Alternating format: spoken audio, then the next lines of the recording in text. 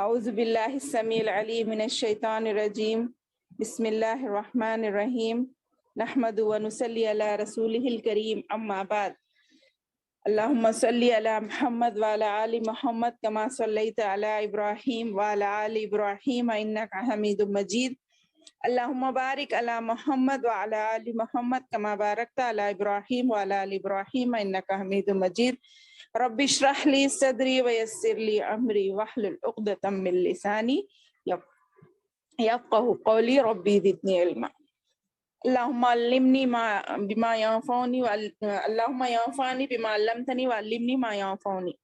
اے اللہ ہم تمام کو جو بھی یہاں حاضر ہیں ان کو بھی، اور ہمارے جو بہنیں نہیں آ سکی کسی وجہ سے، ان تمام کو بھی صحت و تندرستی عطا فرمائے، ان کے ہاتھ پیر میں طاقت دے، ان کو دنیا میں جب تک زندہ رکھے ایمان اور عمل صالح کے ساتھ زندہ رکھے، اور ہم سب کا خاتمہ بھی ایمان پر ہو، ہمیں ہمیشہ توحید پر قائم رہنے والا اور شرک و بدعات سے بچنے والا بنائے، آمین ثم آمین۔ اور ہمارے اس پڑھنے کو بھی قبول فرمائے۔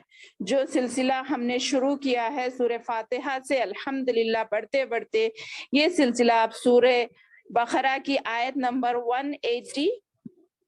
188 تک مکمل ہو چکا۔ آج ہم 189 پڑھیں گے۔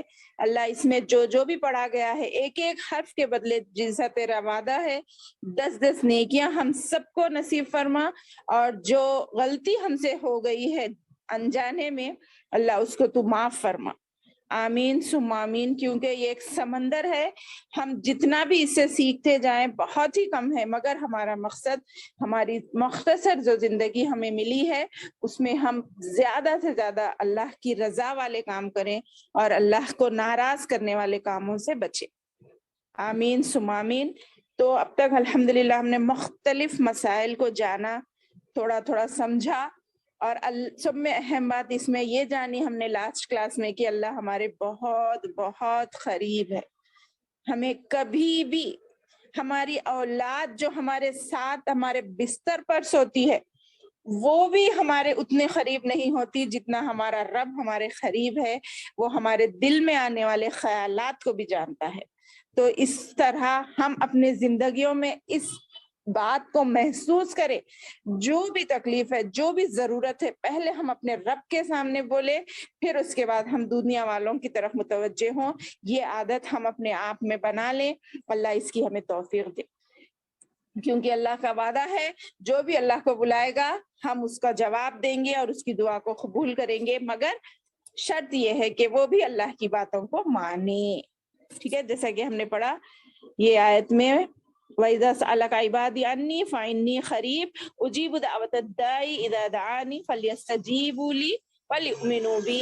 وَلْيُؤْمِنُوا بِي کے معنی یہی ہے، فَلْيَسْتَجِيبُوا، اللہ ہمارا جواب دیتا ہے، اور وہ اس کو اس لیے چاہیے کہ تم بھی اس کی باتوں کو مانو، لَعَلَّهُمْ يَرْشُدُونَ، تاکہ ہمارا ہر عمل خوبصورت بن جائے۔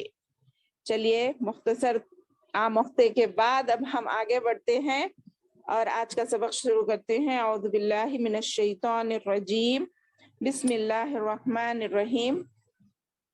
یسألونک عن الأہلة قل هي مواقیت للناس والحج وليس البر بأن تأتوا البيوت من ظهورها ولكن البر من اتقى وأتوا البيوت من أبوابها واتقوا الله لعلكم تفلحون۔ یسألونک، پہلے لفظی ترجمہ کر لیتے ہیں۔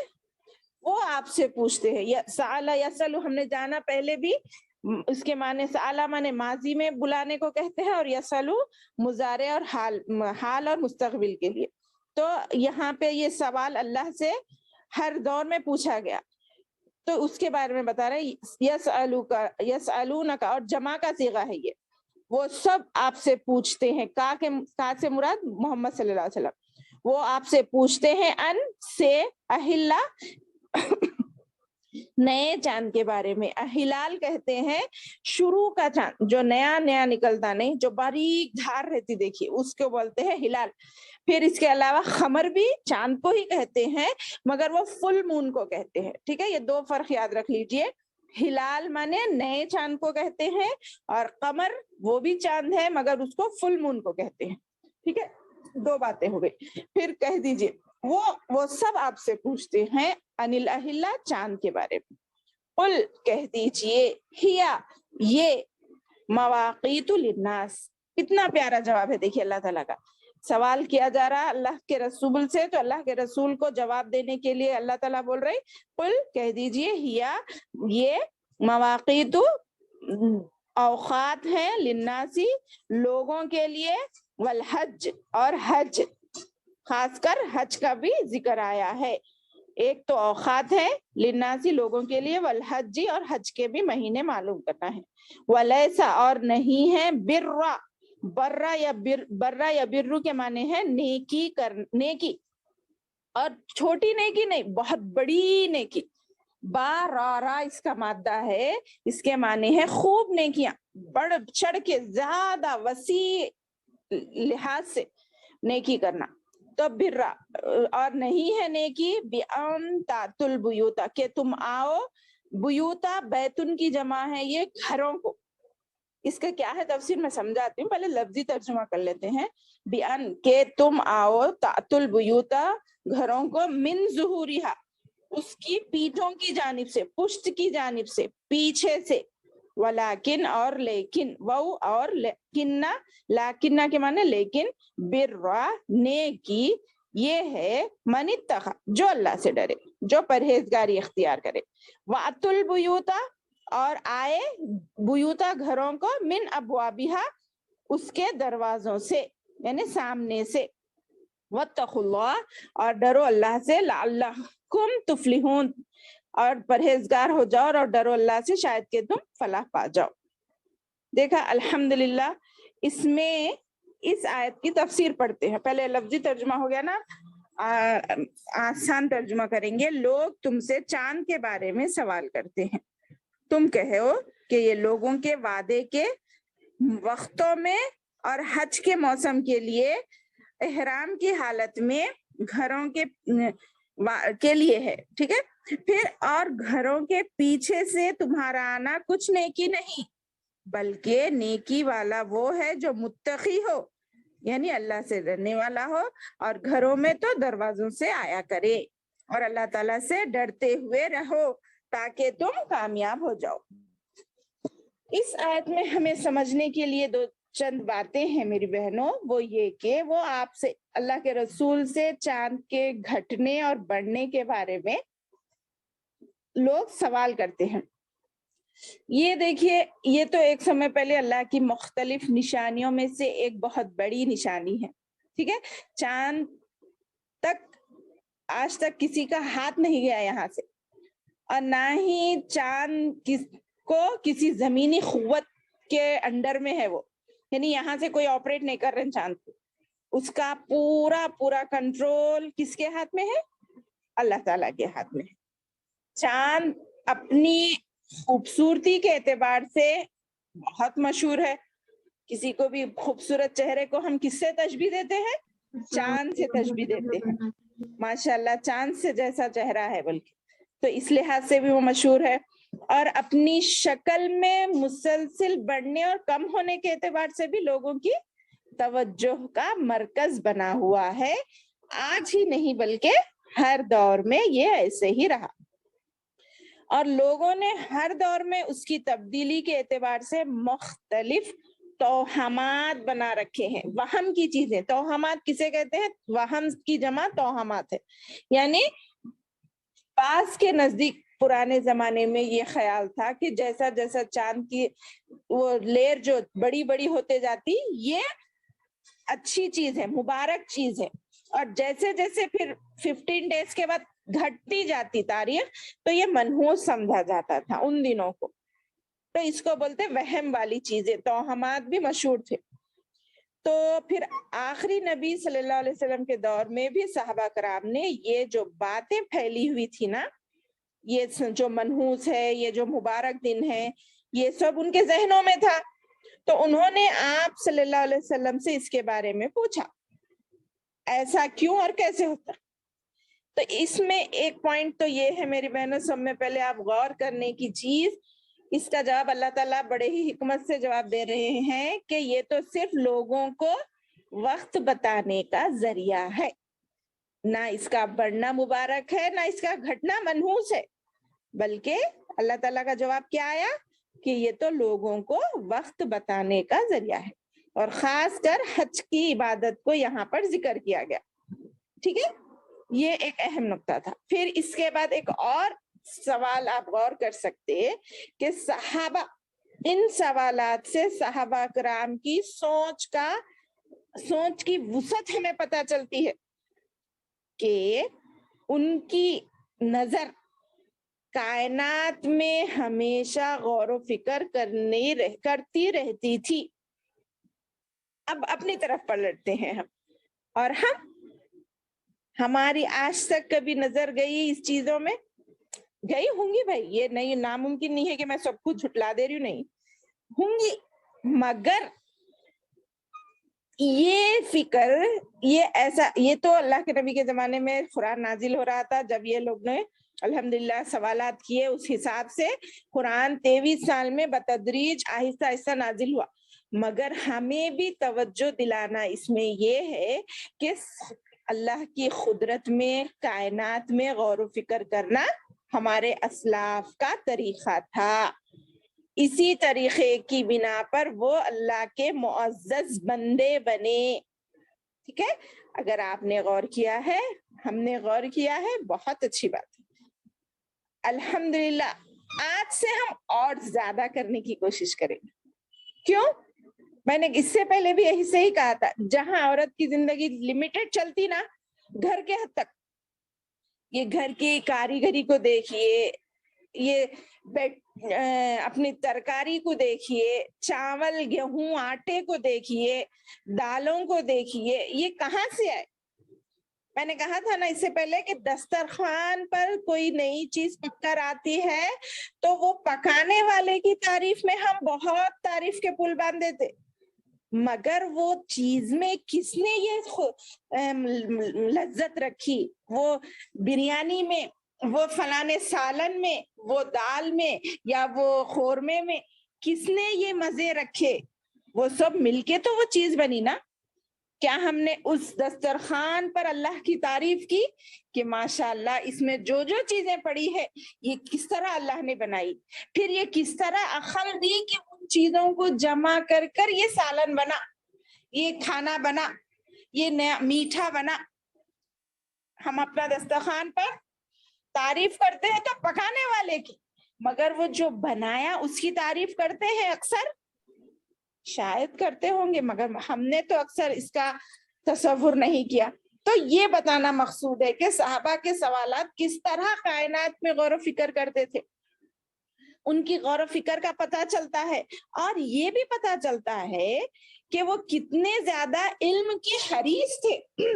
ہم پیسوں کے حریص ہیں, ہمارے پاس پیسے نہیں ہیں تو ہم پریشان رہتے کیسا چلنا کیا ہے, بلکہ وہ صبح پکائے تو شام تک کا انتظار نہیں کرتے تھے. میں نے پرسوں ہی سنا سنڈے لیکچر میں ہماری بہن ذاکرہ نے ہم سے کہا کہ حضرت عائشہ رضی اللہ تعالیٰ عنہ کے پاس کتنے کی لاکھ, سوری میں وہ تعداد یاد نہیں ہے, درہم آئے, اور اس دن وہ روزے سے تھی, تو وہ صبح میں درہم آئے تو انہوں دوپہر تک وہ پورے خرچ کر ڈالے, اللہ کی راہ میں سب پہ بانٹ دیے. تو ان کی خادمہ نے یاد دلایا, اے عائشہ آج آپ نے روزہ ہے تو افطار کے لیے کچھ رکھ لیتی. تو انہوں نے کہا کہ جو اپنے لیے رکھ لیتی, بولتے انہوں نے کہا جو میں نے بانٹ دیا وہی میرے لیے تھا, اگر میں رکھ لیتی تو وہ میرے جسم کے لیے ہو جاتا, آخرت کے لیے نہیں ہوتا.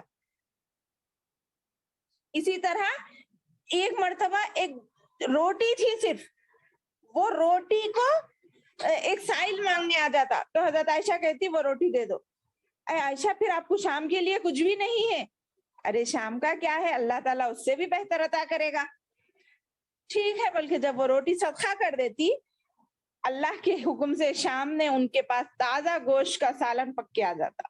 تو حضرت عائشہ بتاتی دیکھیے تم اگر اللہ پر بھروسہ کرو گے تو تمہارا اس طرح اللہ تعالیٰ خیال رکھے گا. یہ ہوتی تھی ان کی حرص نیکیاں کمانے میں، اللہ کے قریب ہونے میں. اور ہم آج ذرا پیسہ نہیں ہے ہمارے پاس، ہم پریشان، کیسا ہوتا، آگے کیسا چلتا. اللہ پر پورا یقین رکھنے والا بنائے اللہ تعالیٰ ہمیں. تو دیکھیے پھر یہ ہمیں اس آیت سے یہ پتا چلا کہ صحابہ کرام کتنے علم کے حریص تھے، علم کے مختلف چیزوں کو جاننا چاہتے تھے، اور سوال کر کے، اور خاص کر وہ تصورات، جو توہمات، پرانے خیالات جو ان کے ذہنوں میں پہلے سے تھے دور جاہلیت میں، تو ان کی تصدیق بھی کرانا چاہتے تھے. کیا یہ باتیں سچ ہے یا یہ جھوٹ ہے؟ ان کی تصدیق بھی کرانا چاہتے تھے یا ان کی تکذیب کو بھی جاننا چاہتے تھے، یعنی یہ صحیح ہے یا غلط، ہم جو سوچتے ہیں وہ درست ہے یا نہیں. تو اس میں ایک آخری نقطہ یہ بھی تھا کہ کائنات میں غور و فکر، بول دی نا میں، قدرت الہی کے متعلق بہت دین کے معاملے میں ہی نہیں، بلکہ نماز، روزہ، زکوٰۃ کے، حج کے بارے میں ہی نہیں، بلکہ صحابہ نے دنیاوی معاملات میں بھی اللہ کے بارے میں، اس کے کیا حکم ہے جاننے کی بہت ہی کوشش کی. اب اس کا جواب یہ دیا اللہ نے کہ یہ حکمت انسان کے بڑھنے اور گھٹنے میں یہ ہے کہ ایک کائناتی کیلنڈر ہے. یہ آج سے چند 100 سال پہلے جب دنیا نے اتنی ترقی نہیں کی تھی تو کیا یہ ایسے اوقات گھڑی بھی نہیں تھی، نہ ایسے کیلنڈرز تھے، مگر لوگوں کے اس سے لوگ اوقات کا، اپنے کاموں کو مقرر کرنے کا ایک اہم ذریعہ سمجھتے تھے. اس میں دنیا کے بھی فائدے ہیں اور حج کے مہینے وغیرہ سے بھی دین کے بھی فائدے ہیں. یہ ایک مہینہ جیسا جیسا دن بڑھتا گیا وہ اپنی عدت کو کیا بولتے شمار کرتے تھے. یعنی حضرت ابن عباس رضی اللہ عنہ فرماتے ہیں کہ رسول اللہ صلی اللہ علیہ وسلم سے لوگوں نے چاند کے بارے میں سوال کیا، جس پر یہ آیت نازل ہوئی. یعنی قرض وغیرہ کے وعدوں کی میعاد معلوم ہو جاتی تھی. یعنی وہ لوگ ایسا بولتے تھے یہ چاند چھوڑ کے دوسرا چاند آنا نہیں جب میں تمہارا قرض ادا کر دوں. ایسا بھی وہ لوگ اپنے مائنڈ کو یوز کر کے لوگ اپنے کاموں کو انجام دیتے تھے. پھر اسی طرح عورتوں کی عدت کا وقت بھی معلوم ہوتا تھا. ایک فل مون چلے گیا، پھر دوسرا فل مون آیا، پھر تیسرا آیا، پھر چوتھا آیا، پھر 10 دن ایسا. وہ اب اتنا غور کرتے تھے کہ وہ لیئرز ان کو پتا چل جاتی تھی، آج کی لیئر کتنی پتلی ہے، کل کی لائن کتنی ذرا موٹی آئے گی، پھر پرسوں کیسا ہوگا. یہ سوچ کر اس طرح وہ قمری مہینوں کا شمار کرتے تھے. اس طرح روزے کے افطار کا تعلق بھی اسی سے ہے. حضرت عبداللہ بن عمر رضی اللہ عنہ فرماتے ہیں کہ رسول اللہ صلی اللہ علیہ وسلم نے فرمایا اللہ تعالیٰ نے چاند کو لوگوں کے وقت معلوم کرنے کے لیے بنایا ہے، اسے دیکھ کر روزے رکھو اور اسے دیکھ کر عید مناؤ. جیسا کہ ہم نے پڑھا نا فَمَن شَهِدَ مِنْكُمُ الشَّهْرَ فَلْيَصُمْ، لاسٹ کلاس میں بولے نا کہ رمضان بھی اسی چاند پر ڈیپینڈ ہے، بغیر چاند دیکھے کوئی روزہ نہ رکھے. اگر ابر کی وجہ سے چاند نظر نہیں آ رہا تو پرانے مہینے کی 30 دن کی گنتی پوری کر لو اور اس کے بعد دوسرے دن تم روزہ رکھنا شروع کرو. اگر مسلسل ابر کی وجہ سے تمہیں چاند نہیں نظر آئے تو یہ طریقہ اپناؤ. پھر اسی طرح عید کا چاند نظر آنے میں بھی 29 کو ابر آ گیا تو تم 30 روزے پورے کر لو، شوال کی 1 تاریخ کو روزہ رکھو، مگر شک کا روزہ رکھنا نہیں ہے. اور یہ بتانے میں بھی میری بہنوں اللہ تعالیٰ لوگوں کو ایک بات کی طرف متوجہ کرا رہے کہ ہر ایک کے اندر یہ تڑپ ہونی چاہیے. چلو دیکھ لیے ہمارے محلے کے مولانا بول دیے، ہمارے ملک کے بول کے نہیں، چاند دیکھنے کی فضیلت بھی اس میں آ رہی ہے. فمن شہیدہ منکم الشہر، بولے تم مشاہدہ کر لو چاند دیکھنے کا. آج کل ہم دیکھتے ہی چاند، وہ دعا پڑھنا تو دور کی بات، چاند دیکھنا نہیں. مائک میں بول دیے نا بس، نہیں، یہ پورا ثواب نہیں ملتا. ہمیں انڈیپینڈنٹ سکھائی جا رہی. تم اپنا بھی ذہن دوڑاؤ، تم اپنے بھی کاوش کرو، کوشش کرو बिल्कुल दूसरों पे डिपेंड होके मत रह जाओ, क्योंकि सूरज सब जगह एक साथ नहीं निकलता, चांद सब जगह एक साथ नहीं निकलता।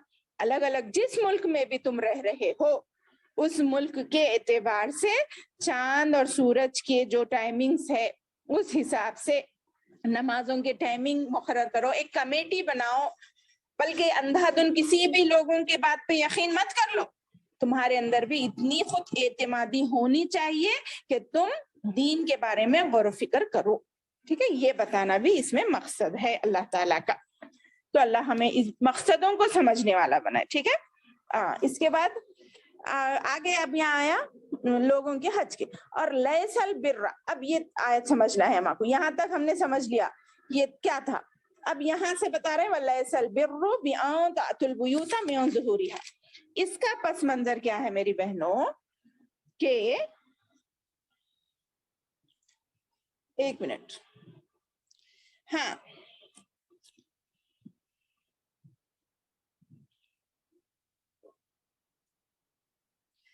इसका पस मंजर में हजरत इब्न अब्बास रज़ियल्लाहु अन्हु फरमाते हैं कि हजरत हसन बसरी फरमाते हैं जाहिलियत के जमाने में, सुने आ रही ना मेरी आवाज? आ रही बेटा। अच्छा, अल्हम्दुलिल्लाह जी।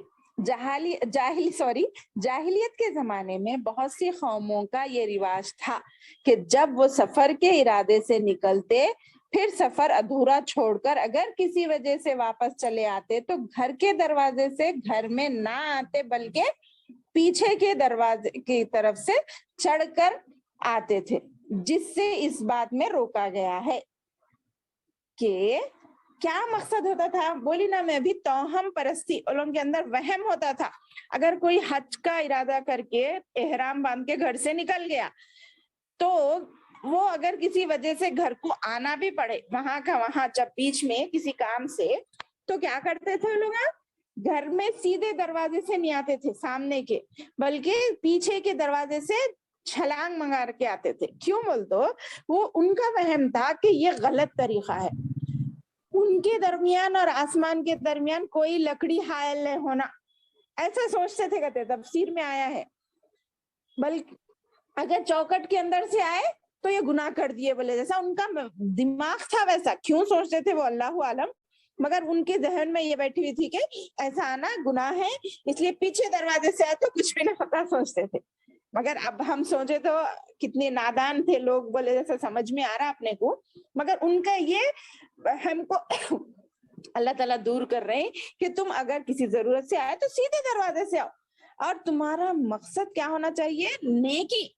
नेकी क्या है अब बता रहे, वलैसल बिर्रा बिअन तातुल बुयूता मिन ज़ुहूरिहा, उसकी पीठ के पीछे से आना नेकी नहीं है, वलाकिन्नल बिर्रा, और नेकी लेकिन ये है कि मनित्तखा, जो अल्लाह से डरे, और वातुल बुयूता मिन अब्वाबिहा, और जाए घर के सामने के दरवाजों से, वत्तखुल्लाह लअल्लकुम तुफ्लिहून। इस आयत की तशरी हमारी ये हदीस करती है, जो आप लोग सुन के भी होंगे ये बात, अल्लाह के रसूल सल्लल्लाहु अलैहि वसल्लम ने फरमाया, इत्तखिल्लाह हैसुमा कुंता। क्या माने, अल्लाह से डरो जहां कहीं तुम हो। ये एक जुमला हमें कई गुना से बचा सकता है ना मेरी बहनों, एक ही जुमला है मगर हमें कई गुनाहों से बचा सकता है। अगर हम दिन के उजाले में हो, रात के अंधेरे में हो, किसी के सामने हो, या किसी के बारे में गलत कुछ भी करने, अगर हम देख लें, नेकी ये है कि तुम अल्लाह से डरो जहां कहीं भी हो, तो ये बहुत बेहतर होगा। क्योंकि दीन इस्लाम एक माकूल दीन है, यानी हमारी अक्लों में भी वो फिट होता है सही तरीके से, जो फितरत और अकल के पूरे तकाजों को पूरा करता है ना मेरी बहनों। एक अकल की बात यह है कि काम सही तरीके से करना चाहिए, हमारी अकल कहती है ना, और दीन के काम हो या दुनिया के काम, किसी भी काम को इख्तियार करने में गलत तरीके इख्तियार ना करो, ये हमारा दीन हमें सिखा रहा है। मगर सिर्फ फैशन के नाम पर, महज रिवायात हमारे बाप दादा के नाम पर, या सिर्फ दूसरों की तवज्जो हासिल करने के लिए कुछ भी गलत काम अगर तुम इख्तियार करोगे तो यहाँ से वो जो असल चीजें निकल जाएगी। फैशन के नाम पर भी करे या बाप दादा के नाम पर भी करे या दूसरों की तवज्जो हासिल करने या दुनिया का फायदा हासिल करने के लिए भी अगर हम करेंगे तो यहाँ से क्या असल चीज निकल जाएगी? अल्लाह का डर। तो अल्लाह क्या कहेगा? दुनिया में तुम तारीफ पा लिए, दुनिया में तुम फैशन करके अपनी चाहत पूरी कर लिए, दुनिया में लोगों का मरकज बन गए तुम, अब यहाँ क्या मिलेगा तुम्हें? यहाँ कुछ नहीं है, जाओ अब तुम्हारा ठिकाना जहन्नम है, बोल के भेज देते। तो हमें क्या पता चलता है? कामयाब होने के लिए क्या जरूरी है? अल्लाह से डरना। वत्तकुल्लाह, कितने बार बोल रहे हैं? बार बार बोल रहे हैं, वत्तकुल्लाह, अल्लाह से डरो। क्यों? कामयाब हो जाओगे ना। लअल्लकुम तुफलिहून, वत्तकुल्लाह लअल्लकुम तुफलिहून, ताकि तुम कामयाब हो जाओ। और यहाँ पे बोल रहे नहीं, बल्कि कुरान में बहुत जगह आया नहीं, वत्तकुल्लाह वत्तकुल्लाह बोल के, लअल्लकुम तत्तकून बोल के। अल्लाह हम तमाम को ये तकवा इख्तियार करने वाला बना। यहाँ पर बिर, नेकी को और तकवे को साथ साथ लाया गया है। यह नेकी है और ये तकवा है, दोनों को एक ही आयत में ला दिए ना। तो हमें क्या बोल रही? इससे ये भी मालूम हुआ कि नेकी के कामों में एक अल्लाह का डर होना जरूरी है, क्योंकि दूसरी जगह भी आता है वतावनु अलल बिर्रि वत्तक़वा, यहाँ पर भी नेकी और तक़वे को एक साथ जिक्र किया गया, यानी तुम एक दूसरे की मदद करो नेकी में भी और अल्लाह से डरने के वाले कामों में भी। कामयाबी में नेकी करना जरूरी है, मगर नेकी में भी तक़वा जरूरी है, अल्लाह का डर, तभी तो पूरा अजर मिलेगा, वरना रियाकारी आ जाएगी और अल्लाह के पास का बदला खत्म हो जाएगा। लोगों की तारीफ ही जो वक्ती तौर पर मिलती है, सुने ना मेरी बहनों, ये बात याद करने की है। अगर हम मुसलसिल कई वक्त तक नेक काम करते रहें तो हमारी खूब तारीफ होगी। अगर हम उन्हीं हमारे लोगों में से किसी के खिलाफ अगर हम किसी मामले में कुछ बात कर दें तो वही तारीफ के लोग हमारे लिए फौरन बदलकर तारीफ जाकर उल्टा बदनामगी हासिल होती है। इसलिए ये दुनिया वालों के किसी पर भी, मुझे नहीं, किसी पर भी हमें मुकम्मल यकीन नहीं रखना चाहिए। जो भी अजर, जो भी चीज मिलने की उम्मीद रखना है, अल्लाह पर ही उस पर उम्मीद रखना चाहिए, जो दुनिया में तो खत्म हो जाती, मगर अल्लाह ताला वमन यामल मिस्काल जर्रतिन खैरन यरा, जो काम भी तुम जर्रा बराबर करोगे उसका बदला देगा, अच्छा हो या बुरा हो। ठीक है, तो अल्हम्दुलिल्लाह हमें ये बात भी समझ में आई।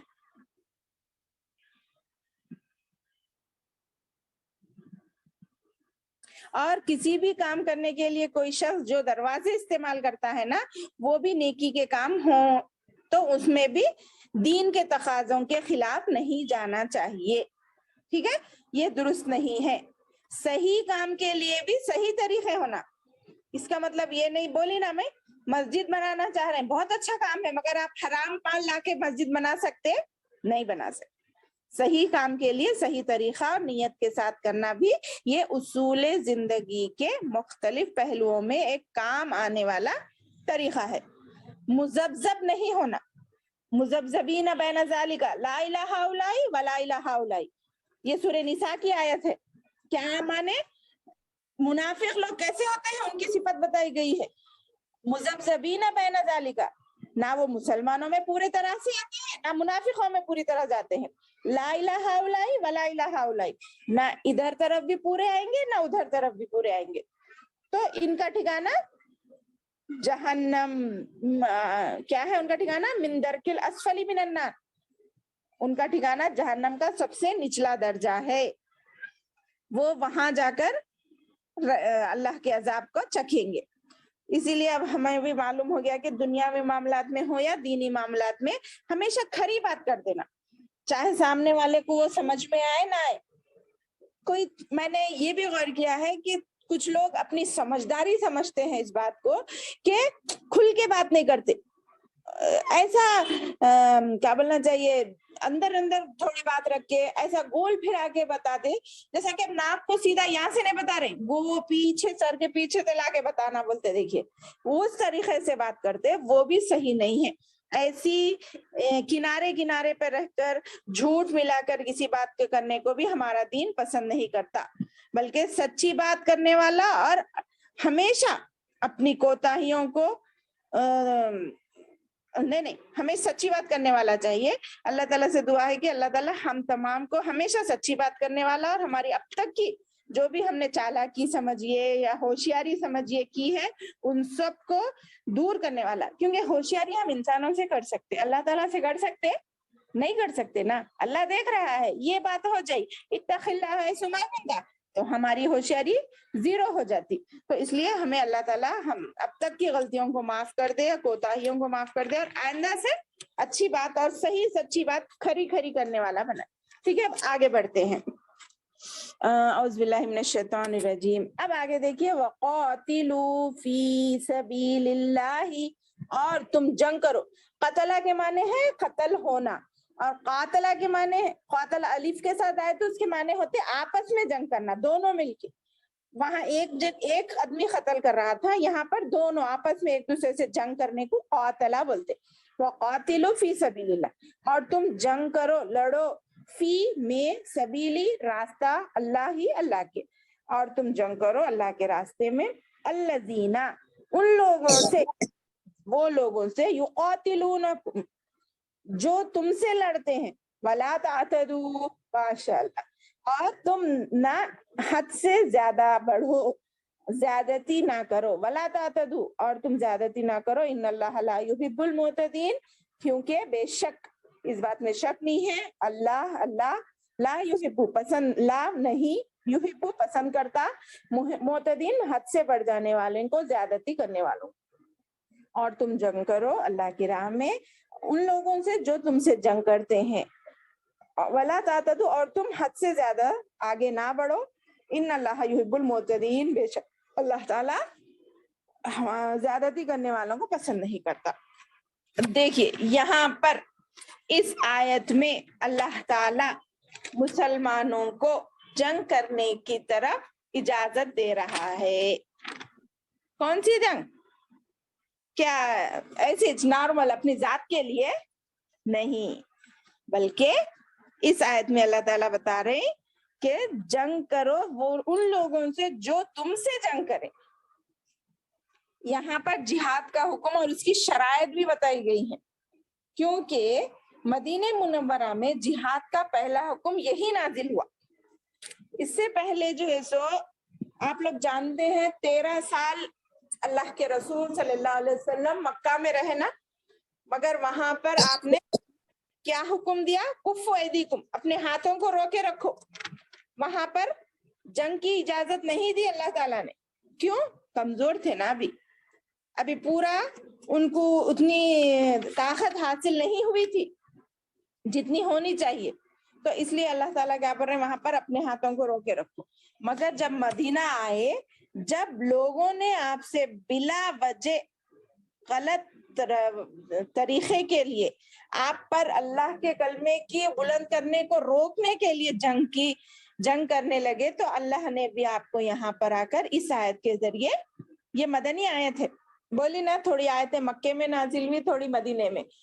بظاہر جنگ سے پہلے بھی, ہجرت سے پہلے بھی اور ہجرت کے بعد بھی, مگر اس میں ہجرت کے بعد کی ہے یہ آیت. مکے سے جب مدینہ گئے اللہ کے رسول, تو اللہ اور اس کی دین کی خاطر صرف جنگ کرنا یہ ہے صحیح جنگ. ٹھیک ہے, اپنی ذاتی مفاد کے لیے کبھی بھی کسی سے لڑنا جھگڑنا دین میں پسندیدہ نہیں ہے. اس کو معاف کرنے پر زیادہ ترجیح دی گئی ہے. حالانکہ قصاص ہے, ہم نے پڑھا نا والجروح قصاص, اگر کوئی تم سے بدلہ لے رہے زخموں کے بارے میں بھی الاذن بالاذن والسن بالسن پڑھے ہم کہ لے سکتے بدلہ, مگر معاف کرنا وہاں پہ پسندیدہ ہے اپنی ذات کے لیے, مگر دین کے لیے نہیں. وہاں پر معاف نہیں, بلکہ ان سے دین کی خاطر اور صحیح طریقے سے. اس میں بھی ولا تعتدوا پر دیکھو کتنا پیارا ہے ہمارا رب. جنگ میں بھی اللہ کی خاطر بھی تم حد سے آگے نہ بڑھو. ولا تعتدوا فوراً روک دیے. جنگ آسان ہے, مگر اس میں بھی تم اپنے جذبات پر قابو رکھو. اس میں بھی تم جب حلال کام کے لیے تمہیں اجازت دے رہی, مگر اس میں بھی حلال کے لیے بھی اپنے آپ کو غلط کاموں میں ملوث نہ کرو، حد سے نہ پڑھو، زیادتی نہ کرو، کیونکہ جب انسان جنگ کی حالت میں ہوتا ہے نا تو عموماً اس کو اپنے جذبات پر قابو پانا مشکل ہوتا ہے، اس لیے اللہ تعالیٰ فوری بول رہے یہ بہت غلط فعل ہے، یہ ایک جو مشہور قول ہے نہیں، جنگ میں اور محبت میں سب کچھ جائز ہے بولتے، دیکھیے ایوری تھنگ از فیئر، کہ یہ بولتے نا لو اینڈ وار بول کے، تو یہ غلط ہے، ہمیں اسلام اس بات کی اجازت نہیں دیتا۔ دیکھو یا اس آیت سے معلوم ہو گیا اللہ نے کہا اللہ کی خاطر بھی جنگ میں بھی ہو یا کسی اور معاملے میں بھی ہو حد سے آگے نہیں بڑھنا ہے، ہر کام کی ہر حکم کی ایک حد ہوتی ہے اور اس حد کے اندر رہ کر ہی انسان کو اپنا کام انجام دینے کی اجازت ہے۔ اپنی کسی بھی موقع پر انسان کو اپنی منمانی کرنے کی اجازت نہیں، زیادتی کرنا نہیں، اسلام میں نہیں سکھاتا، ہمارا دین ہمیں یہ ہرگز نہیں سکھاتا، اس لیے کیوں آگے بول دے رہے ان اللہ لا یحب المعتدین، اللہ تعالیٰ محبت نہیں، ایسے لوگوں کو محبت سے نہیں کرتا جو حد سے آگے بڑھتے ہیں، پسند نہیں کرتا، وہ اللہ کی محبت سے محروم ہو جاتے ہیں، ٹھیک ہے، محبت نہیں کرتا۔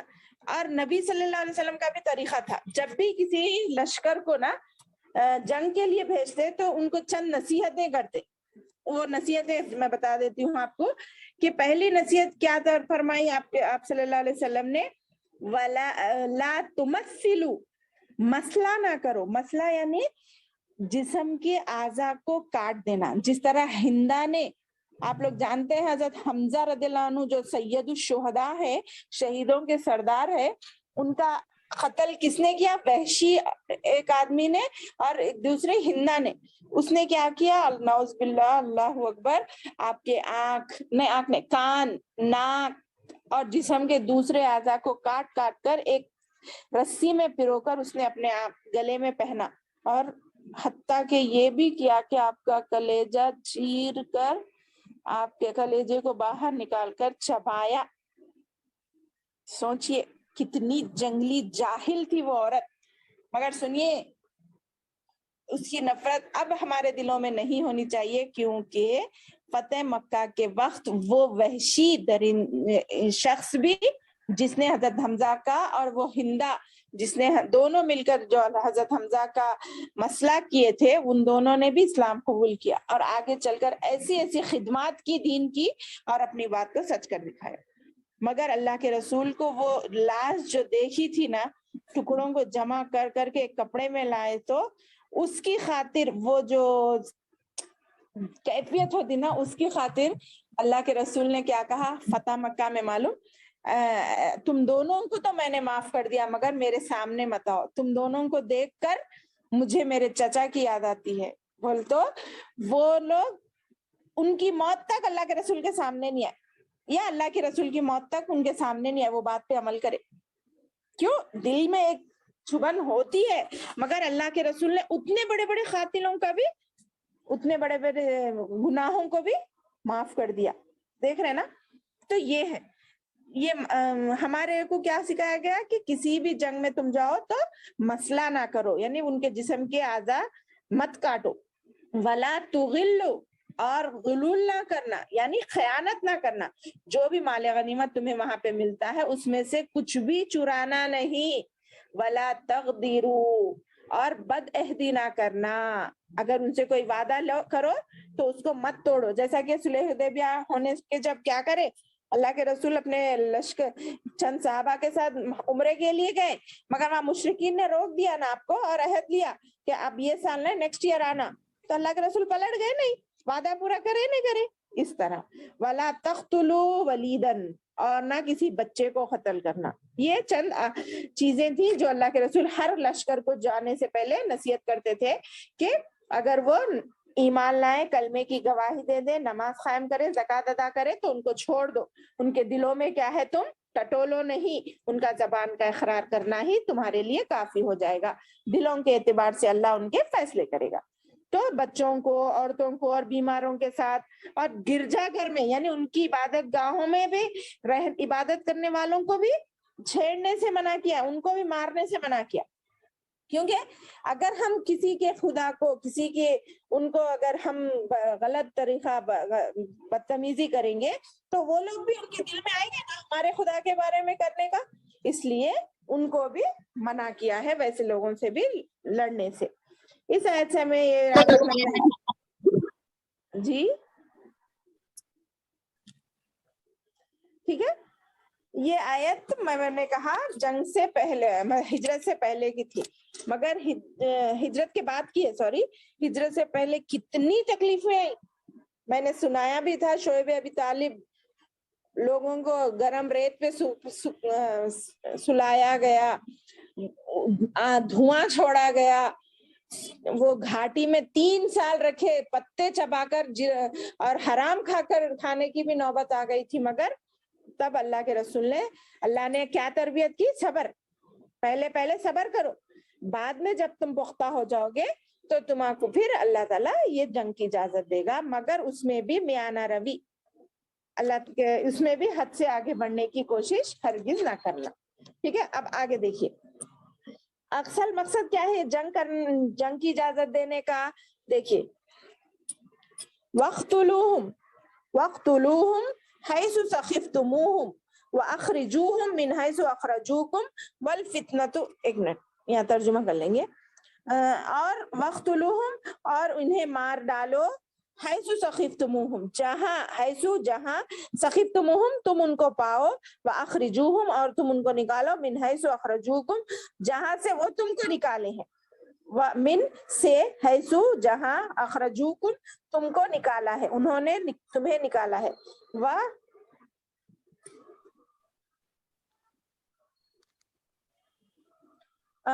والفتنۃ اشد من القتل اور فتنہ زیادہ سنگین ہے من القتل قتل کرنے سے بھی. ولا تقاتلوہم اور نہ تم ان کو اور نہ تم ان سے لڑو عند المسجد الحرام مسجد حرام کے پاس. حتی یہ کون ڈالے, یہ مٹا نہیں سکتے, ہاں چلے گیا. حتی یقاتلوکم یہاں تک کہ تم ان سے جنگ کرو, فیہ اس میں, فَإِن قَاتَلُوكُمْ پس اگر تم ان سے جنگ کرو, فَاقْتُلُوهُمْ تو ان سے لڑو. كَذَلِكَ جَزَاءُ الْكَافِرِينَ یہ اسی طرح ان کی بدلہ ہے, کافروں کا بدلہ ہے. کیا معنی ہے اس میں؟ یعنی اس میں آسان ترجمہ دیکھیے کیا بتا رہے ہیں, اور لڑو ان کی راہ میں ان سے جو تم سے لڑتے ہیں, اور زیادتی نہ کرو, اللہ تعالیٰ زیادتی کرنے والے کو پسند نہیں فرماتا. انہیں مارو جہاں بھی وہ پاؤ, اور انہیں نکالو جہاں سے انہوں نے تمہیں نکالا ہے. سنو فتنہ قتل سے زیادہ سخت ہے, اور مسجد حرام کے پاس ان سے لڑائی نہ کرو جب تک کہ یہ خود تم سے وہاں لڑائی نہ کرے. یہ تم سے لڑے تو تم بھی انہیں مارو, کافروں کا یہی بدلہ ہے. اگر یہ باز آ جائیں تو اللہ تعالیٰ بخشنے والا اور مہربان ہے. ان سے لڑو جب تک کہ فتنہ نہ مٹ جائے اور اللہ تعالیٰ کا دین غالب نہ آ جائے. اگر یہ رک جائیں تو تم بھی رک جاؤ, زیادتی تو صرف ظالموں پر ہے. یہ پورا بولنے کا مقصد یہ تھا میری بہنوں کہ فتنہ کیا ہے. اس میں یہ آیت میں سب میں امپورٹنٹ چیز ہے فتنہ. فتنہ کے معنی آپ پہلے جان لیں. فتنہ یہاں اللہ کے راستے سے روکنا ہے. اللہ تعالیٰ ہمارا خالق اور مالک ہے نا, تو جب اللہ سبحانہ و تعالیٰ نے انسانوں کو پیدا کیا تب سے امتحانوں کا سلسلہ جاری و ساری ہے. لیکن جو کوئی اللہ تعالیٰ اپنی مخلوق میں سے اچھے اور برے کی پہچان کرنے کے لیے اس بات کا حکم بار بار اللہ تعالیٰ قرآن میں ارشاد فرما چکے ہیں کہ ہم الگ الگ طریقوں سے, راستوں سے, حالات کے ذریعے, صحت اور بیماری کے ذریعے تمہیں آزمائیں گے. تو یہ آزمائش ہمارے لیے فتنہ نہ بنے. ایک بات یاد رکھ لیجئے, اللہ کے راہ عبادت میں, اللہ کی محبت میں کسی چیز کو, ہر وہ چیز جس سے بندہ اپنے رب سے دور ہو جائے اور اللہ کے ذکر سے غافل ہو جائے, وہ فتنہ ہے. سمجھ رہے نا؟ یہ پوری آیت میں ملا کے آپ کو سمجھا دینا چاہ رہی ہوں کہ اس آیت میں اللہ تعالیٰ, اللہ کے رسول صلی اللہ تعالیٰ بتا رہے ہیں کہ لوگ لوگوں کو قتل کرنا تو کب ہے؟ جب وہ تم سے قتل کرنے آئے تو تم بھی ان کے ساتھ قتل کرو، بلکہ خاموش بیٹھ جاؤ، یہ بھی صبر کرنے کا حکم دیے، بولے جیسا نہیں ہے، مگر اصل مقصد کیا ہو تمہارا؟ فتنہ ختم ہو جائے، لوگ اللہ کی طرف آ جائیں، ہر ایک کو اللہ نے آزاد پیدا کیا نا، آزادی سے اپنے دل کی بات مانے۔ پہلے کے زمانے میں کیا تھا معلوم؟ اگر قبیلے کا سردار کسی ایک بت کو مانتا تو پورے قبیلے والے خود دل چاہے یا نہ چاہے اس کی عبادت کرنا بلکہ تھا۔ یہ فتنے کو، یہ کیا جو غلط چیز ہے، اس کو اللہ کے رسول نے آ کر مٹایا نا، کہ ہر ایک کو آزادی ہے، وہ غور و فکر کرے، سمجھے، اللہ کی قدرت پر دیکھے اور اپنا دل کل منتخب کرے۔ سیکولرزم بولتے ہیں نا اسی کو دنیا میں آج کل، مگر ہمارا کام کیا ہے؟ ہم اللہ کے جب ہم جان چکے تو لوگوں کو اس کی طرف دعوت دینا، لوگوں کو بتانا کہ صحیح کیا ہے غلط کیا ہے، ایکسپٹ کرنا نہیں کرنا یہ ان کی مرضی، مگر ہمارا کام ان کو بتانا ہے۔ تو اللہ کے رسول کو بھی یہاں پہ وہی سکھا رہے ہیں کہ فتنہ، آپ نے فتنے کے بارے میں بہت سنا ہوگا، کیونکہ میں بھی بتائی کہ اللہ تعالیٰ جب دنیا میں پیدا کرے ہم کو مختلف طریقوں سے آزما رہے، الگ الگ راستوں دے کے، حالات میں ملوث کر کے، صحت اور بیماری میں الگ الگ طریقے سے، مگر اس میں مومن کا معاملہ الگ ہے، امتحان ہونے کے باوجود بھی اس کے لیے رحمت ہی ہے، کیونکہ ایک بندہ مومن ہمیشہ مصیبت میں صبر اور نعمت پر پوری طرح شکر کرتا ہے، پوری شکر کرنے کی کوشش کرتا ہے، حتی الامکان اللہ کی مرضی کے مطابق زندگی گزارنے کی کوشش کرتا ہے نا۔ اس لیے اگر یہی فتنہ اگر ہماری اولاد بن جائے، اگر مال بن جائے، لوگوں کی شہرت کے کوئی منصب اگر ہمارے لیے پسندیدہ ہو جائے اللہ کے مقابلے میں، تو پھر وہ فتنہ ہے سمجھیے، کیونکہ اللہ عز و جل کے راستے سے، اللہ نے جو راستہ ہمارے لیے متعین کر دیا ہے نا، اس راستے سے اگر ہم بہک جائیں یا ہٹ جائیں تو وہ راستہ ہمارے لیے فتنہ بن جاتا ہے۔ اسی لیے علماء نے کیا تعریف کی معلوم فتنے کی؟ کلو من یضل عن الحق، کلو من یضل عن الحق، ہر وہ چیز جو تمہیں حق کے راہ سے ہٹا دے، گمراہ کر دے، وہ فتان ہے، فتنہ باز ہے وہ۔ اس میں مال بھی آ جاتا ہے، نعمتیں بھی آ جاتی ہیں، عورت بھی فتنہ بن سکتی ہے، اولاد بھی، اور عہدہ و منصب بھی، کوئی بھی چیز بن سکتی ہے، ہر چیز میں اعتدال ہونا چاہیے۔ آپ کو ایک مختصر بات بتا کر آگے بڑھتی ہوں۔ اولادیں کب فتنہ بنتی ہے اپنے والدین کے لیے؟ جب وہ نصوص کے مقابلے میں اتر آتی ہے۔ نصوص کس کو بولتے معلوم؟ دلیل، قرآن اور حدیث ہمارے سامنے ایک بات کا حکم دے رہا اور ہم اولاد کی محبت میں غلط راستوں کو اختیار کر رہے، تو یہ نصوص کے خلاف ہمارے اولاد ہمارے لیے فتنہ بن جاتی۔ جیسا کہ آپ کو ایک واقعہ یاد دلاؤں، نوح علیہ السلام کا واقعہ یاد کیجیے۔ جب ان کے پاس اللہ کا حکم تھا، اپنے بیٹے کو بول رہے تھے ارکب مانا، اے بیٹے آ جاؤ، یہ پانی تمہیں نہیں بچائے گا، کشتی میں آ جاؤ، مگر بیٹے کے دماغ میں کیا تھا؟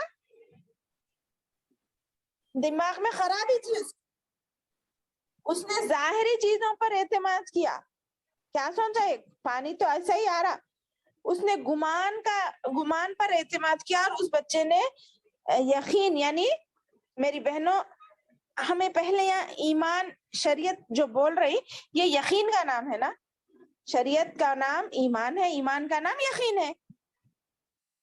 اگر ہم اس اصول اور ضابطے کو بھول جائیں گے، جو اصول اور ضابطے کو اللہ نے ہمارے لیے بنایا ہے، اور اپنی عقل اور سوچ پر ہم اپنے اعمال کو ڈیل کریں گے، تو پھر اللہ بھی ہم کو اسی کی طرح چھوڑ دیتا۔ جیسا کہ نوح علیہ السلام کے بیٹے نے بھی کہا تھا نا، اے ابا جان کیا ضرورت ہے اس کشتی میں چڑھنے کی، میں اس پہاڑ پہ چڑھ جاؤں گا اور مجھے پانی سے بچ جاؤں گا۔ تو اس کو کیا پتا تھا ایک ہی لمحے میں وہ پہاڑ جو اللہ کا بنایا ہوا ہے اس پر بھی پانی آئے گا، اور وہ لمحہ بھر میں ڈوب کر مر گیا۔ اگر ہم قرآن اور حدیث کو چھوڑ کر اپنی آپ پر بھروسہ کرنے لگے، اپنے مال اور اولاد پر بھروسہ کریں گے، تو وہ ہمیں اللہ کی آزمائشوں سے بچا نہیں سکتی اور اللہ کے عذاب سے بھی بچا نہیں سکتی۔ تو آج کی نصوص کیا ہے؟ قرآن اور حدیث۔ جب تو نوح علیہ السلام خود اللہ کے نبی تھے اور انہوں بلا رہے تھے، وہ بات نہیں سنے، مگر آج کوئی بھی ایسا نبی نہیں ہے، نہ ہمیں بلا رہا ہے۔ انہوں نے کیا چھوڑا؟ ہمارا آخری معجزہ یہ قرآن۔ یہ قرآن اور حدیث ہی ہمارے لیے ہر معاملے میں رہنمائی کرنے والا ہے۔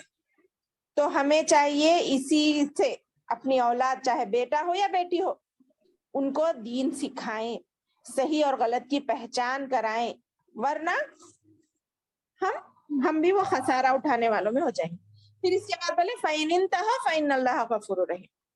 ہر جگہ دیکھیے، بہت سی جگہ ایسا اللہ تعالیٰ کیا بولتے کہ اب سمجھ میں آ گئی نا۔ کوئی دیکھیے عمر کی، دیکھیے آج ہماری ایک بہن ہمارے ساتھ نئی شریک ہوئی، کبھی بھی کس کو بھی ہدایت مل سکتی نا، اللہ تعالیٰ ان کی دل میں وہ تڑپ تھی، بلکہ ہم سے ایک ایک جنے جڑ رہے ہیں، تو ان کو اب یہ سوال ہوتا، ارے اب تک میں نے کیا کیا اس کی وجہ سے میں دور ہو جاؤں گا اللہ سے؟ تو ہم نے کیا پڑھا کہ نہیں، اگر تم ایک السلام علیکم ورحمۃ اللہ وبرکاتہ، آئی ہوں میں۔ اچھا، ماشاء اللہ ماشاء اللہ، دیر ہو گئی شاید آپ کو، چلیے ٹھیک ہے، اللہ آپ کی مدد فرمائے۔ یہاں سے سن لیجئے، تھوڑا مختصر میں پورا بیان کر دیتی ہوں۔ تو ہر ایک کو جیسی تڑپ ہوتی ہے نا، اس حساب سے اللہ تعالیٰ ان کی مدد کرتا، تو وہی اس کا ٹرننگ پوائنٹ ہے، سمجھ لینا۔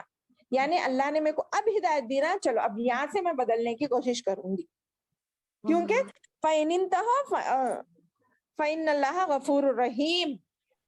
میرے پرانے گناہ، جیسا ایک کافر اسلام کو سمجھ کر جب مسلمان ہوتا ہے تو اس کے وہ بیٹی کو قتل کرنے والے کو بھی اللہ تعالیٰ نے معاف کیا نہیں، 99 قتل کرنے والے کو بھی، 100 قتل کرنے والے کو بھی اللہ نے معاف کیا، وہ توبہ کی وجہ سے۔ تو یہ سمجھ لینا چاہیے کہ ہم بھی، یہی وقت ہمارے لیے مناسب تھا، اللہ نے ہمیں چن لیا۔ اب پرانے گناہوں پر رونے کے بجائے اب آگے کی زندگی ہم کیسا ٹھیک کریں، یہ ہمیں مین پوائنٹ ہونا چاہیے۔ اس لیے بار بار اللہ الگ الگ انداز میں توبہ کی طرف ہمیں دعوت دیتا ہے۔ کیا بول رہے اس میں؟ فَإِنِ انْتَهَوْا فَلَا عُدْوَانَ، سوری ایک منٹ، فَإِنِ انْتَهَوْا فَإِنَّ اللَّهَ غَفُورٌ رَحِيمٌ۔ پس اگر تم باز آ جاؤ تو جان لو کہ اللہ غفور رحیم ہے۔ بہت، یہ صفت کے معنی کیا؟ بخشنے والا، یعنی جو پرانے گناہ ہوئے اس کو مٹانے والا، اور رحیم آگے تم پر رحم کرنے والا، مگر شرط وہ اس کی طرف پھر نہیں جانا۔ ماضی کے سارے گناہ معاف کر دیے جائیں گے، اسی طرح جو کفر میں آتا ہے تو اس کے گناہ معاف ہوتے ہیں نا، اسی طرح جیسا اللہ کے رسول نے فتح مکے کے موقع پر بڑے بڑے مجرموں کو گناہوں کو معاف کر دیا۔ اکرمہ ابو جہل کا بیٹا تھا، وہ بھی اپنے اسلام قبول کر لیا فتح مکہ کے بعد۔ ابو سفیان جو ہر جنگ کو تیار کرتا تھا مسلمانوں کے خلاف لڑنے میں، مگر بعد میں وہ بھی مسلمان ہو گئے۔ اور میں نے کہا تھا نا، ہندا اور وحشی، بعد میں وہ سب دین کے سچے خدمت گزار بن گئے۔ تو اتنی سی بات ہمیں بھی سمجھنا چاہیے اور اپنی اولاد کو بھی سکھانا چاہیے کہ اے اللہ ہمارا ایمان پر خاتمہ ہو، اب تک ہماری جو غفلت کی زندگی گزری اسے تو معاف کر دے، اب آئندہ ہم اپنی زندگی کو بدلیں اور اسی پر قائم رہیں انشاءاللہ۔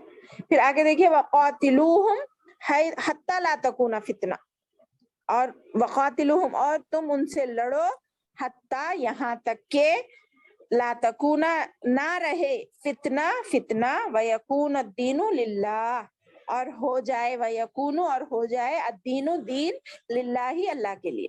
فَإِنِ انْتَهَوْا، پس اگر وہ باز آ جائیں، فَلَا عُدْوَانَ إِلَّا عَلَى الظَّالِمِينَ، اور پھر بھی یہاں پہ دو بار لائے، دیکھو یہ آیت کو، سیم آیت کو دو بار لائے۔ فَإِنِ انْتَهَوْا، جہاں بھی تمہیں سچی دین، سچی بات کا علم ہو جائے، وہیں سے تم بدل جاؤ اور پرانے گناہوں کی معافی مانگو اللہ سے، گڑ گڑا کر، رو کر، تو اللہ معاف کر دے گا۔ فلا عدوانہ، پھر جو بھی، یعنی یہ فتح مکہ کے بعد جو لوگ آئے تھے نا، وہ بدلے بول کے پرانے گناہوں کو یاد کرتے اللہ کے رسول، हिंदा को और वैशी को क्या बोले, माफ तो कर दिया मगर मेरे सामने मत आओ, मुझे याद आती है जब तुम मेरे सामने आते हो। तो फिर उन पर भी ज्यादा, अरे तुम पहले ऐसे गलत कामा करते थे तो भूल गए, ये जो नुक्ता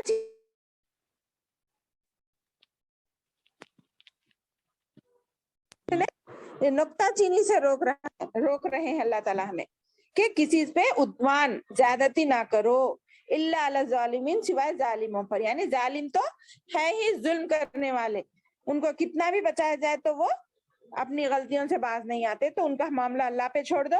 मगर जो बदलना चाह रहे हैं उसको उनकी पुरानी गलतियों को याद दहानी मत करो, ताकि फितना ना रहे और पूरा का पूरा दिन अल्लाह की तरफ हो जाए। जैसा कि सूरह फतह मक्का के बाद ही वो सूरह नस्र नाजिल भी नहीं, लोग कैसा ये माफ करने बोल के पै दर पै लोगों इस्लाम में आ रहे थे। जो लोग अपने दिलों में इस्लाम को छुपा के रखे थे वो लोग फौज दर फौज आ रहे थे। क्या है सूरा, इज़ा जा नस्रुल्लाहि वल फतह, कौन सा फतह, फतह मक्का, यदखुलूना फी दीनिल्लाहि अफ़वाजा, लोग दाखिल हो रहे थे इस्लाम में फौज दर फौज, इसलिए ताकि फितना खत्म हो जाए, दीन पूरा का पूरा अल्लाह के लिए हो जाए।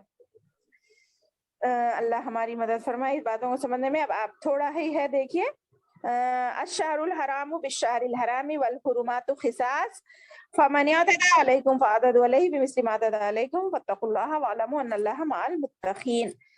तर्जुमा देख लीजिए।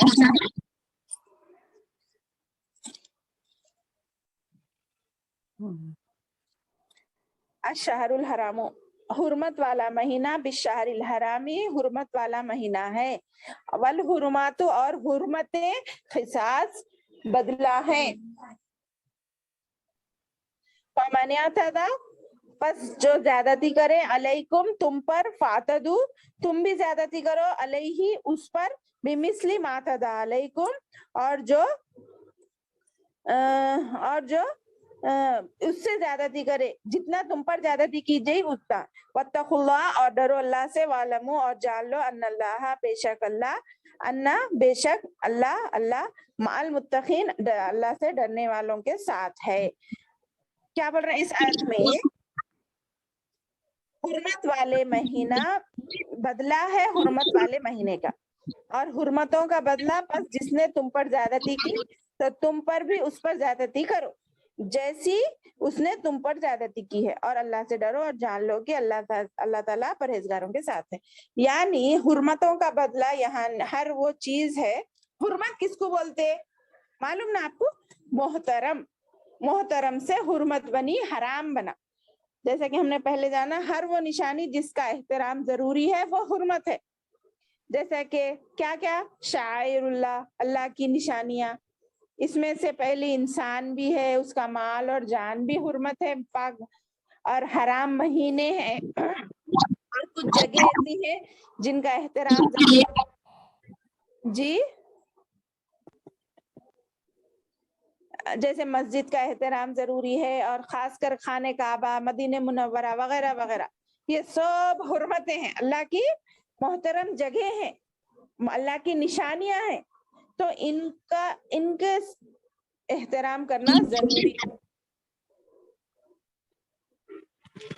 तो ऐसी जगहों पे अगर कोई तुमसे बदतमीजी करे, यानी जैसा कोई उनके साथ करे तुम भी वैसा ही उनके साथ करो। यानी अगर मुखालिफीन दुश्मन हमारे खिलाफ चालें चलें तो तुम्हें भी इतना ही हुक्म है कि उतना ही उनको बदला दो, उसमें भी इंसाफ से आगे ना बढ़ो। कितनी प्यारी बात है, बिमिस्ली फमन यअतदा अलैकुम फ़अतदू अलैहि, जो तुमसे ज्यादती करे तुम भी, तुम्हारा पर भी उतनी ही ज्यादती करना है, उससे ज्यादा नहीं। मा अतदा अलैकुम फत्तकुल्लाह, और जान लो अल्लाह ताला बेशक मुत्तकियों के साथ है। अल्लाह ताला हमेशा हमें इस्लाम की तालीम क्या देती है, ये दीन जुल्म ज्यादती करने के लिए नहीं आया, बल्कि अगर कोई जुल्म की इब्तिदा करे तो तुम फिर खामोश बैठ जाओ नहीं, हाथ पे हाथ रखकर बैठो नहीं, बल्कि गुस्से और गजब के वक्त तो हमें एतदाल का दामन नहीं छोड़ना है। मगर अगर कोई हमें इस्लाम के बारे में और दीन और अल्लाह के बारे में अगर हमारे साथ ज्यादती कर रहा है تو وہاں پر تمہیں بھی اس کے ساتھ اتنی ہی زیادتی لینے کی اجازت دے دی گئی ہے. وہاں کمپرومائز نہیں ہوتا. یہاں وہاں پہ تم بالکل کیا بولتے نہ بیکار انسان ہے, کچھ بھی دم نہیں ہے بولے جیسا نہیں ظاہر کرنا, بلکہ اللہ سے ڈرتے ہوئے جو تم پر زیادتی کرے اتنا ہی تم بھی ان کو زیادتی کرنے کی اجازت ہے اللہ کی خاطر. ٹھیک ہے, اتنی ہی بات ہے اس آیت میں. وَأَنفِقُوا فِي سَبِيلِ اللَّهِ, یہ آیت ہم انشاءاللہ نیکسٹ کلاس میں کریں گے. جی اللہ ہم تمام کو اب تک جتنا بھی ہم نے سیکھا ہے اس کو سمجھنے والا بنائے تاکہ کافی لمبا نہ ہو جائے. آیت نمبر ہم نے پڑھا الحمدللہ 194 مکمل ہوئی. ٹھیک ہے, اللہ ہم تمام کو اس میں جو بھی سیکھا ہے اس پر عمل کرنے والا بنائے, اور ہم سے جو غلطی ہو گئی ہے اب تک جو کوتاہیاں ہو گئی ہیں ان تمام کو معاف کرنے والا بنائے. آمین ثم آمین. وآخر الدعوانا ان الحمد للہ رب العالمین.